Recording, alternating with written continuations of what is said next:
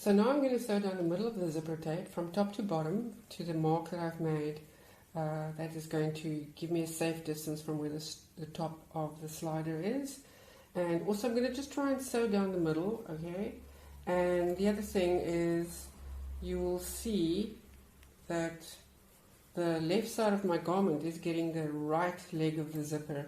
Okay, if you tried it any other way, it wouldn't lie like this because the edge of your zipper tape is on the edge of your fabric. And if you wanted to mark where your seam line would be, where your coils are, that is basically where the stitching line would have been for the seam. And that's where it's going to be when we continue the seam after the zipper. Okay, so I'm just going to sew down the middle of the zipper tape. And I always do a back stitch at the top. And if your machine does have something as fancy as middle down, please use it because this is helping me to keep my place. So if you don't have it, obviously then you're going to have to just every now and then turn your hand wheel to go back to that position like this, okay? And I'm just going to keep going.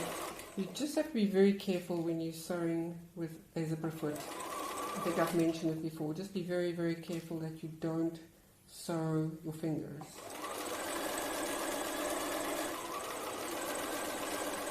And I'm going to stop at my yellow mark. And basically the left side is now done. So what you would do next is you would go and to pin the other side, you'd have to do the following. There's a little thing that you have to remember to do, otherwise it won't actually work. And I'm just going to trim off these threads just so that it's out of your way. Okay.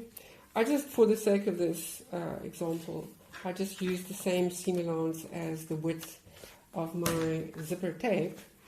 So that's about 1/2 inch, right?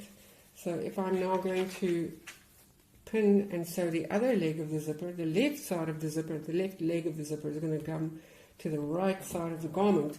And in order to do it so that the edge of the zipper tape is on the edge of the seam allowance here, I have to twist my zipper once and then twist again. And you'll see it's going to look a bit funny here. It's supposed to look like that. Okay, and I'm going to just pin it exactly the same way as I had it on that side. And I like to pin it the opposite direction because I just have a thing for making as little as possible unnecessary movements and adjustments. So I'm just going to pin and keep the zipper foot in exactly the same place, but sew from the bottom of the zipper where my yellow mark is back to the top. Okay, so we'll see if this was an actual garment, it would obviously be quite cumbersome because you'd have a whole garment attached here. So just bear that in mind. That's why we want to practice these things before we go onto an actual garment. And that's usually why when you're learning how to sew and you take a course, we do samples beforehand. We learn, in a smaller, simpler setting than an actual garment, because that way we can really get to grips with the technique and all the things that can go wrong. I'm not a fan of teaching people how to sew, where they sew various garments that tend to come out looking very poorly because they didn't study the individual techniques well enough. So, okay, we're at the other side. I'm just going to do a little bit of a forward stitch, a little bit different from how I normally do back stitching. It's just because my zipper foot is so small, there's very little grip on the fabric. And remember, this step is just to put the zipper in the right place. It's just really to make sure that it's attached in the right position. I'm going to go right to the end and back stitch, and I'm going to disengage my needle down. So the next step is now the slightly scary step if we don't have an invisible zipper foot. Okay, so because you back stitch there, you can trim off all these threads. Okay, now we have to sew inside the coils. So if you don't have an invisible zipper foot, what you need to do now is you need to, if you didn't press very well, I did quite a good job with the pressing, so if I might say so myself, my coil is lying nice and flat. If you didn't do a super duper job, then remember your pins can help you. You can do this. You can put your pins in at the edge of the zipper tape and let it come out just before the coils, and you're going to sew inside that little groove there. Okay, so I'm going to try my best to do this well enough for us to not have to come back and do it again.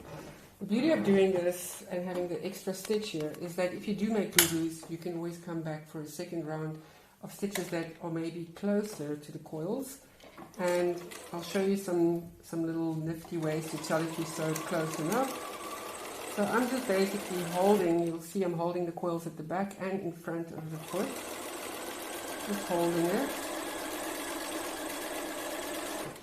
And I almost forgot, I want to use needle down. And you're going to stop sewing in the coil at the same place where your first stitch was, in other words to the yellow mark.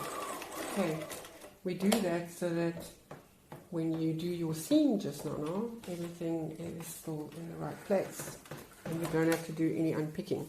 So normally if your coils sit like that, it will cover the stitches. So when we look at it like that, we should be able to see whether we are close enough. So I'm going to do the second half and then I'm going to show you how the seam is done.